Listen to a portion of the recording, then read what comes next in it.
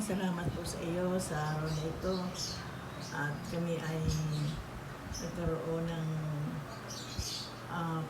paghahanda para sa aking apo na si Eli sa kanyang isang buwan. Ella sa kanyang isang buwan, Panginoon, na bago niya nasapit ang isang buwan ay may mga pinagdaanan siyang pagsubok, Panginoon. Salamat sa panibagong buhay, sa panibagong kalakasan na taglay ni Ella ngayon, Panginoon, na ay patuloy mo pa siyang bigyan ng kalakasan at patuloy mong gabayan ng kanyang mga magulang para sa pagpapalaki sa kanya kasama si Eli, Panginoon.